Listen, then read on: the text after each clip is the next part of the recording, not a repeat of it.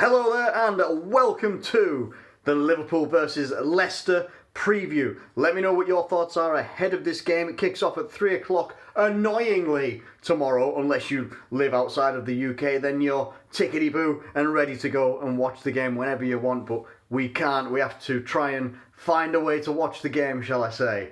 Anyway, it kicks off at 3 o'clock tomorrow. Leicester are coming to Anfield, and I'm going to try and spin some positives on the midweek game as well ahead of this game. Let me know what your thoughts are ahead of this game. Who would you be starting in this game? Who do you think is going to miss out? And how do you think this game is going to end? Let me know it in the comments below if you please. Now, let's get straight into this one because we need to look at midweek so that we can look at the weekend. Okay? We look at midweek. We go 3-0 up. It's a dream start to the game. Dream start to a Champions League game. All right, we're putting Napoli behind us. We're going to go into this game, we are purring. 3-1. All right, they get a goal. It's 5 minutes before half-time, okay? No worries. Clean sheet's gone, disappointed. But hopefully, come out in the second half, we can keep things a little bit more clinical. We can keep things, tight at the back, as Benitez used to say. Keep everything compact. Keep it compact, and make sure that we don't concede any silly goals. Now, we didn't concede some silly goals. We conceded some banging goals, let's be honest, because it basically went 3-3 before you knew it, and you almost felt like we were going to throw it away.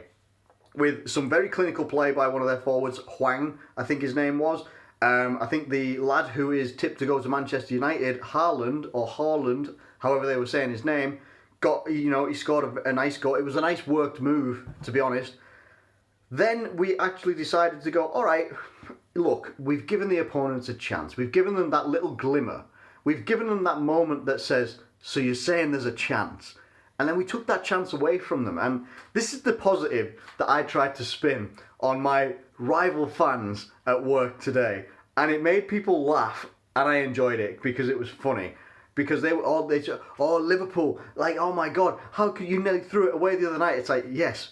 But what we wanted to do was give the opponent a little bit of a, that false hope, and then just be like, just kidding, lads. Just kidding. Honestly, just kidding. Because we're going to take that ball that you've had for the last 20 minutes or so. We're just going to take that ball. We're going to put it up over there, all right? And we're just going to take this result away from you, and we're just going to win it 4-3. Is that all right? And they're well, no, that's not. What do you mean you're taking this result away from us? This isn't happening. No, this isn't happening. It's like, it is because our Egyptian god is going to put it in the back of the net. It's going to happen. I can't tell you how it's going to happen, but it is, and it did. That's tactical analysis ahead of Leicester. We've got to give them a little bit of hope, and just to take it away. That's not the actual tactical analysis ahead of the weekend, but what it does show, if anything that we learned from that game on Wednesday night, I think it was Wednesday, pretty sure it was. If we learned anything from that game, I'm glad that type of game happened on Wednesday and didn't happen against Leicester. And I hope a lot of people, if you're watching this, I hope you agree with that. And that statement should sit in your mind. And the reason for that is now when we come up against Leicester, we now know they're going to have a faster forward and a team. I can't say that whether they play better football or not, generally, because that's the only time I've seen RB Salzburg play football against us. It's the only time I've seen them play football in general. So I can't really form a judgment, but I've seen Leicester play football over the last year. I've seen Leicester play football since they've been in the Premier League. And I've seen the improvements that have been made under Brendan Rodgers. He's done a fantastic job at Leicester. They play really, really good football. We know personally what the objective of Brendan Rodgers' team is.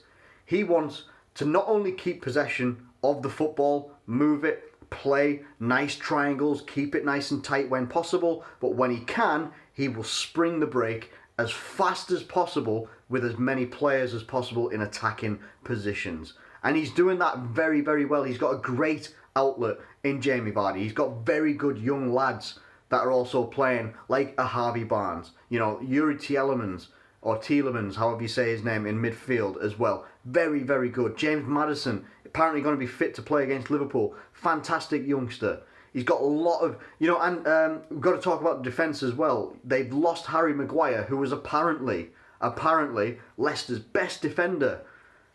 Beg to differ on that one massively, while I slightly lose balance, because Johnny Evans, experienced defender, and he's still doing it at the top level. He's doing it very, very well with Leicester. And I don't remember his first name, but Soyuncu, the Turkish defender, young lad as well. Really, really good defender there as well. That's a good partnership. And then you've got Chilwell on the left-hand side. You've got Pereira on the right-hand side. Schmeichel in goal. They've got a very, very good team. They've always had a good team that was misused and mismanaged under Claude Puel. Under Brendan Rodgers, he's unlocking that, and he's unlocked it probably fully. They went and smashed Newcastle 5-0 last week. Newcastle played very, very poorly. They played probably the worst I've seen them play since Steve Bruce. Stu? He wishes he was called Stewie. Anyway, Steve Bruce, probably the worst game I've seen them play since they came in. They were down to 10 men as well, but honestly, they probably would have got beat 5-0 anyway with 11 men. They could have got beat with 15 men 5-0. Wouldn't have made a difference. Leicester are going to be full of beans. And if you know what that phrase means, you know. They are going to be well up for it, and they're going to come to Anfield with Brendan Rodgers, who was there as a manager for a few years. And he's not going to be afraid of Anfield. He's going to know better than probably any other manager what Anfield is going to represent and what we're going to try and do. I have had it in my mind for the last 2 weeks coming up to this Leicester game, knowing that this Leicester game is coming up, and it's the international break afterwards, I'm pretty sure as well. We've got 7 wins from 7 in the Premier League right now, but we are unbeaten at Anfield in about 2.5 years, something like that. I can't have it. I just can't have it be Brendan Rodgers take that record away from us. I can't have Brendan Rodgers come back to Anfield with Leicester full of beans and full of everything, and they're playing very good football. They're away from home. They got to go for it anyway. I can't have Brendan Rodgers coming in and taking away our record. I can't have it happen. I'd actually much rather it some other manager. If you're going to do it, fine, fair play. I just don't want it to be Brendan Rodgers. Full respect to the man, I just don't want it to happen. This is going to be a really tough game. I haven't done starting 11. I'm going to whiz through it right now. Alisson is in contention to play, but he's in contention to play. If he is at full 110% Beans fitness, and I'm using Beans a lot tonight, I don't know why, but if he's absolutely 100% ready to go, why not put him in?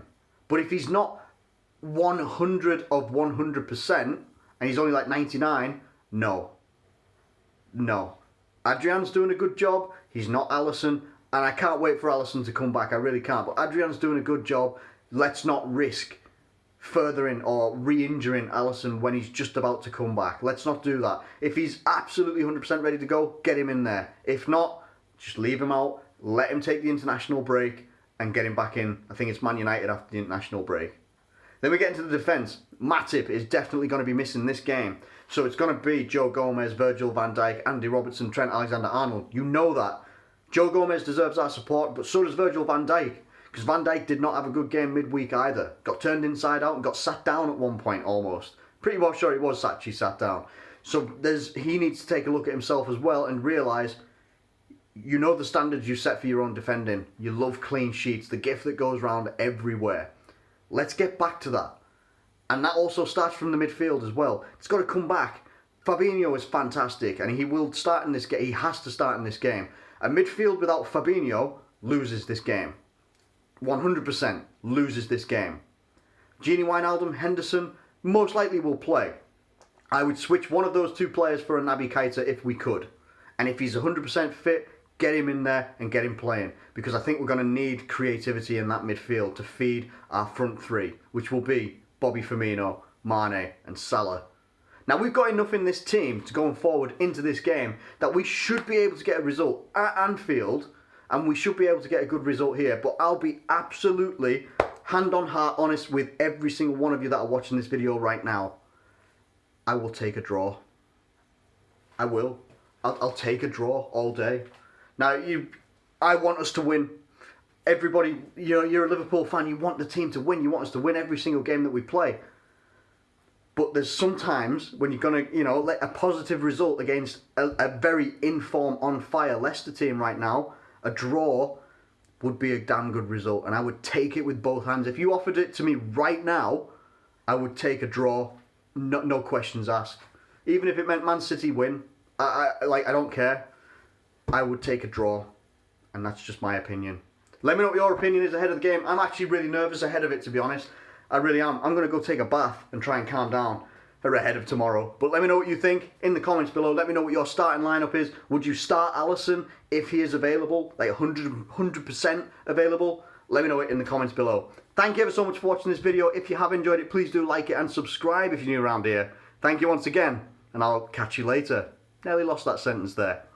Catch you later.